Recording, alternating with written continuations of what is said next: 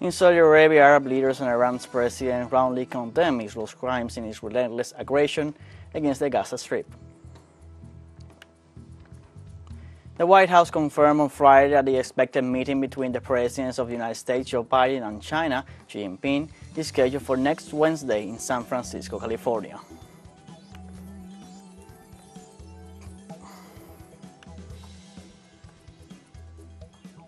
In Italy, more than 30 people were injured after an explosion in a migrant shelter in the province of Viterbo, in the center of the country.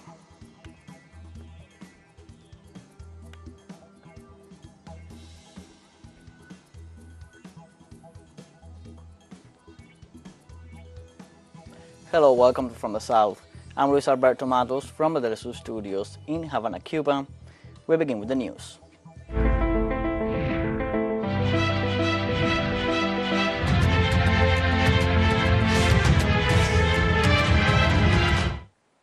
This Saturday, Arab leaders and Iran's president meeting in the Saudi capital roundly condemned Israel's crimes in its relentless aggression against the Gaza Strip. The emergency meeting of the Arab League and the Organization of Islamic Cooperation comes after Israel's aerial and ground offensive has killed more than 11,000 Palestinians, mostly civilians, and many of them children. The Saudi foreign minister underlined the imperative character of the unity of Arab Islamic countries. In this context, the president of Palestine, Mahmoud Abbas, accused the United States of hindering the possibility of a solution through dialogue.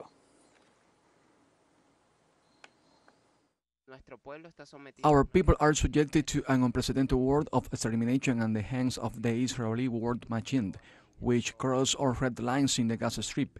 The United States, which has the greatest influence over Israel, is responsible for the absence of a political solution. Saudi Crown Prince Mohammed bin Salman said they hold the occupation authorities responsible for the crimes committed against the Palestinian people. The Kingdom of Saudi Arabia affirms its categorical rejection of the continuation of aggression, occupation, and the forced displacement of Gaza's population. The Kingdom holds the occupation authorities responsible for the crimes committed against the Palestinian people and their properties. We are certain that the only way to guarantee security, peace, and stability in the region is to end the occupation, siege, and settlements. For his part, the King of Jordan, Abdullah II, reaffirmed the two-state solution as the only way to stop the bloodshed. The Israeli mentality intends to turn Gaza into an uninhabitable place. The two-state solution is the only way towards stability and out of the scenes of slaughter and violence that have been taking place for decades. Also, Egyptian President Abdel Fattah al-Sisi warned of the risk of hostility spreading throughout the region. Failure to stop the war in Gaza threatens to spread military confrontation in the region. The international community has a responsibility to work for an immediate and sustainable ceasefire and to prohibit the displacement of Palestinians from the Gaza Strip. In this regard, Turkish President Recep Tayyip Erdogan stressed the unity of the Islamic world in the search for an end to the violence in Gaza. Whoever remains silent in the face of the injustice in Gaza is a blood partner and bears the same responsibility as the murderers. This time, the Islamic world showed a more united position to stop the killing and deliver humanitarian aid to Gaza. At the same time, the president of Iran, Ebrahim Raisi, blamed the United States for supporting Israeli crimes against Palestine. The United States encouraged the crimes of the Zionist regime in Gaza and entered the war on the side of Israel. The United States paves the way for Israel to oppress the people of Gaza and sends armed shipments to Israel. In this sense, the Iranian president demanded the end of the siege against Gaza and the unconditional reopening of the border crossing. We demand a comprehensive lifting of the siege on the Gaza Strip and the opening of the Rafah crossing without restrictions and conditions. Trade and cooperation with the Zionist regime and Israeli products must be boycotted. In the context of the emergency meeting of the Arab League and the Organization of Islamic Cooperation, Saudi Crown Prince Mohammed bin Salman and Iranian President Ebrahim Raisi held their first bilateral meeting in Riyadh. It is the Persian president's first visit since Iran and Saudi Arabia agreed to restore ties in March. On Saturday in Palestine, human rights organizations denounced a new massacre in the Al-Shifa hospital where hundreds of people were practically trapped by the Zionist siege.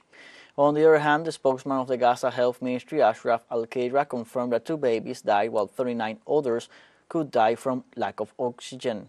The Palestinian spokesman also declared that the absence of communication and the impossibility to go out or enter the local hospital prevents them from having an exact figure of the victims, including the wounded. The report adds that all medical procedures in the hospital have been suspended. The batteries of cell phones used as lamps in the operating rooms have already run out. They have also run out of medicines, and it is not known if they will have enough water for the hundreds of people inside.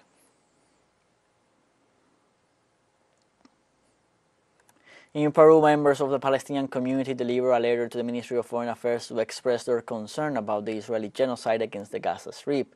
They also expressed their concern about Israel's rejection of the peace proposals and warned about the constant colonization of Palestinian territories by Tel Aviv.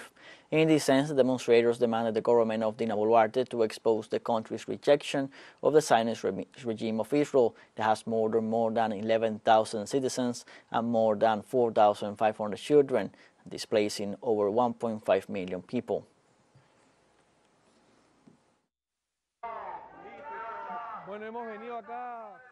We have come here to the Peruvian Ministry of Foreign Affairs to make this public protest as the Palestinian Peruvian community about the massacre that the Zionist state of Israel is carrying out against the Palestinian people in Gaza in the West Bank. There are more than 11,000 innocent and defenseless dead. They are destroying the entire Palestinian infrastructure. There are thousands of dead, among them children. They have bombed hospitals. They do not believe in anything at all, in a disproportionate force that wants to ethnically cleanse Palestine, and that cannot be allowed. That is why we have come to the Peruvian Ministry of Foreign Affairs showing our protest, so that the Peruvian Ministry of Foreign Affairs can show its condemnation of the genocidal state of Israel.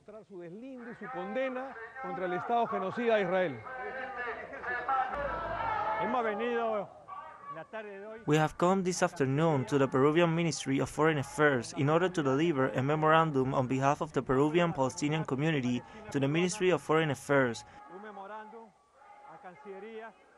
demanding that the Peruvian government take a definitive position on this conflict between Israel and Palestine, with Israel shelling the Gaza Strip daily, killing children, killing civilians, and taking over more and more of the Palestinian territories. Let's take a short break, but remember you can join us on TikTok at TeleSUR English, where you will find news in different formats, news updates, and much more. Other stories coming up. Stay with us.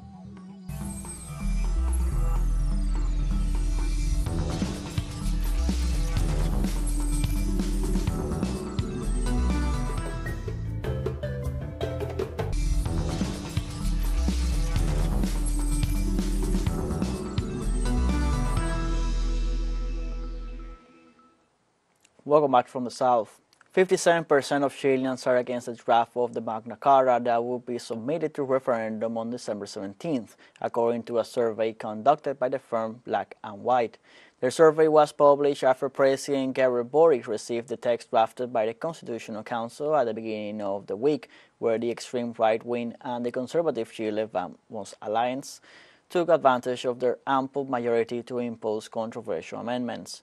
Among the most controversial issues are those that reject the right to strike and union freedom, institutionalize private health and pension administrators, advocate the privatization of education, and eliminate gender parity in the Chamber of Deputies. Another controversial issue is that which could favor house arrest for those convicted of serious human rights violations during the dictatorship of Augusto Pinochet.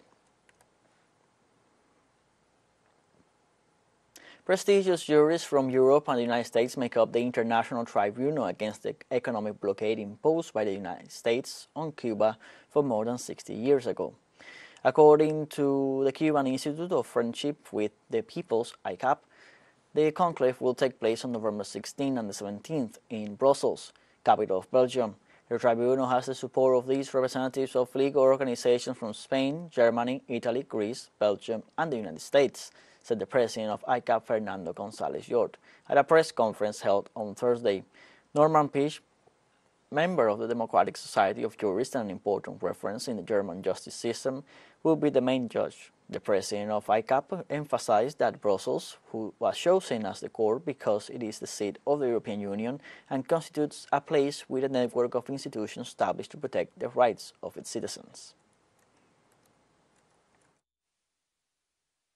It is a strategic initiative proposed by at least 5 European deputies who offered their signature so that this could become a strategic initiative in the European Parliament, which, as you know, has had a hostile attitude towards Cuba. I believe that it's also necessary to mention, being this in Europe and being in the European Parliament, what this event and this evidence against the blockade means in terms of the effort to maintain the common European position with respect to Cuba, which the United States is trying to break. In Haiti, the number of deaths due to cholera has increased to 990 people, while 3,999 active cases have been recorded. According to the Ministry of Health's Department of Epidemiology, Laboratories and Research, at least 70,187 people have had symptoms of the disease since the first case was diagnosed on October 2022, while almost 62,000 require hospital care. The disease reappeared 3 years after the last recorded case in the midst of a serious social crisis that has limited the access of thousands of people to medical care.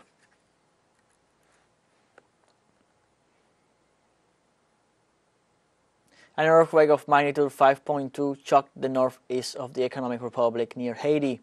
According to local authorities, the earthquake occurred at 13:22 local time, at 7 kilometers from the municipality of Castañuelas in the province of Montecristi. According to civil defense teams, there were no fatalities or injured. Also, local media report that the quake also affected areas in Santo Domingo, Haiti, and the Turks and Caicos Islands. The expected meeting between the presidents of the United States, Joe Biden, and China, Xi Jingping, is scheduled for next Wednesday in San Francisco, California, the White House confirmed on Friday. A press release from the press secretary of the Executive Mansion expressed that the leaders will discuss issues of bilateral relationship between the United States and the People's Republic of China, the continued importance of maintaining open lines of communication, and a variety of regional issues and global affairs. For observers, the fact that the talks are actually taking place is seen by White House aides as a positive sign after months of friction. In the face of a cascading conflict in the Middle East and a shattering war in Ukraine, Biden is anxious to prevent another global crisis from erupting during his tenure, local media note. The summit on Wednesday, the 15th, will be the second time Biden and Xi have met in person in the past 3 years. We have a second short break coming up, but before we invite you to visit our YouTube channel at TeleSUR English. There you'll be able to rewatch our interviews, top stories, special broadcastings, and more. Hit the subscribe button and activate the notification bell to stay up to date on the world's most recent events. Final short break, don't go away.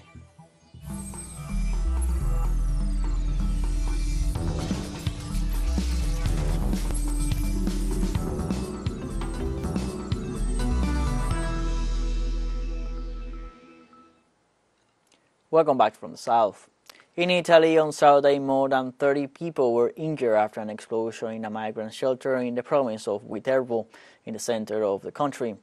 According to an assessment carried out by the fire department and the police, the explosion could be due to a gas leak inside the building.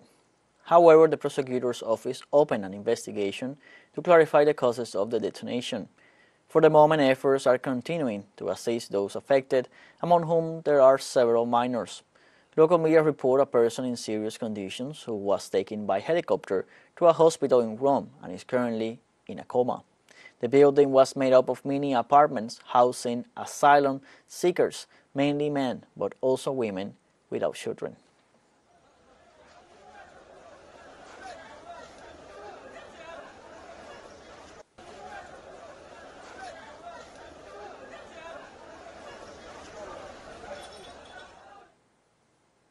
Spain now approaches the final stage in the formation of a government.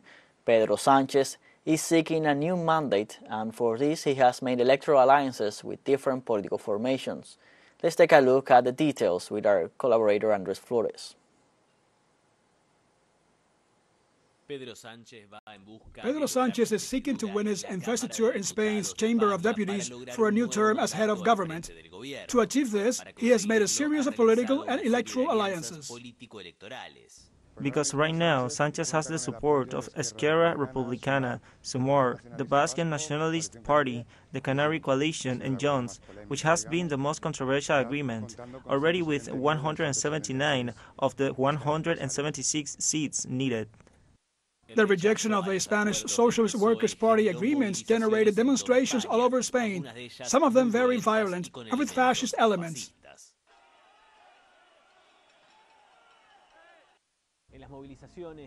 In the demonstrations we have seen this week against the so-called amnesty law, we could see in Madrid the presence of far-right groups carrying Francoist flags and singing racist slogans. The real threat we are seeing for the Spanish people as a whole is the growth of the extreme right. Proclamations like the ones we were seeing, very dangerous, such as the Constitution destroyed the nation. At the same time, that leaders of the Popular Party are talking about a coup d'etat, about dictatorship, when they are the heirs of the Franco dictatorship that did cause millions of deaths in Spain. The Spanish Socialist Workers' Party seeks to position its discourse as a political force for coexistence. And in the face of all those who want to sow the present and the future with hate, division and tension, we say yes to coexistence, yes to reunion, and yes to continuing to advance along the path of progress that we have already built. For sociologist Carlos Enrique Farfán, the support obtained by the Socialist Party constitutes an unstable balance. It's a fine line where if they don't deliver, they're going to lose support very easily. The whole structure will fall apart, but they will also face constant opposition. There is probably also a lot of unhappiness in society in Spain, not so much in Catalonia, not so much in the Basque country, but in the rest of Spain. So I see a very complex mandate, very divided. A lot of concessions, a lot of compromise. The issue of Catalonia will continue to be one of the most relevant issues, and it is one of the main issues for both the PP and Vox. Protests against the so-called amnesty law could continue and grow stronger as the date for the vote on the investiture draws nearer, and concerns about the presence of right-wing extremists in the demonstrations are the order of the day. Andrés Flores, TeleSUR, Barcelona. Catalonia's exiled former leader and member of parliament Charles Puigdemont details the agreement signed with the Spanish Socialist Party, enabling Prime Minister Pedro Sánchez to remain in power. The controversial amnesty law, which would cover events that occurred in 2012, has raised tensions across Spain and sparked several days of protest. In any democracy, this is not a crime, contrary to what the Spanish state maintains, and for this reason, the agreement contains the amnesty law with a shared desire not to leave out anyone who has suffered persecution in a way that is criminal, administrative, and economic for the mere contribution to the independence process of Catalonia.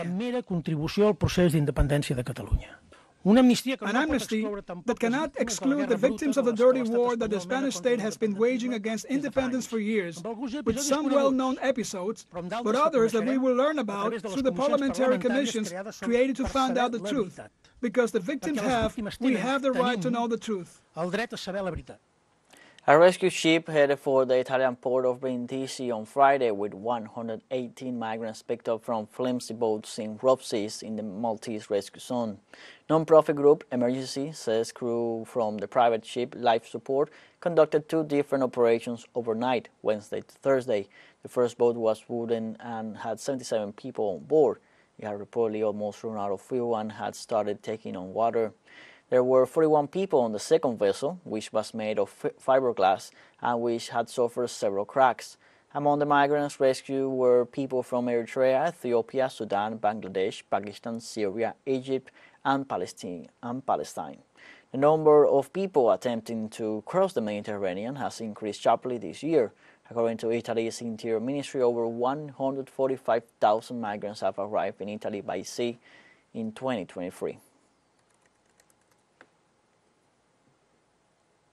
UK Supreme Court judges will hear on Monday the government's appeal against a ruling that blocked its plan to deport asylum seekers to Randa, a key plank of a pledge to cut migrant numbers. The hearing comes as the UK gears up for an election expected to take place next year, with migration said to be a major issue on the doorstep. 3 Court of Appeal judges in June ruled that Rwanda could not be considered a safe third country after a challenge to the policy by 10 migrants and a charity supporting asylum seekers. The issue is an important one for Conservative Prime Minister Rishi Sunak, who promised to stop the boats, was one of 5 pre-election pledges he announced in January.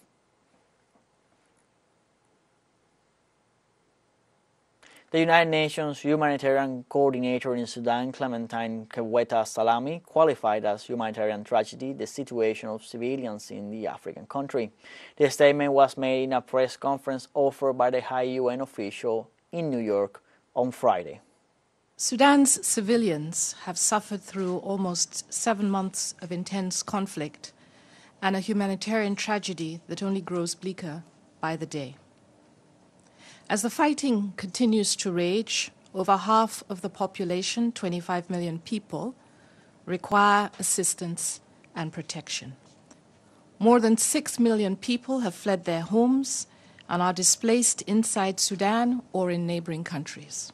The statement of commitments adopted in Jeddah earlier in the week by the parties to the conflict in Sudan marks a moment of truth for the country. We owe it to the people of Sudan to ensure that the promises made by the Sudanese armed forces and the rapid support forces to protect civilians and provide unimpeded humanitarian access are kept. Now we have come to the end of this news brief. Before saying goodbye, we want to thank our Caribbean audience, especially the audience of Trinidad and Tobago.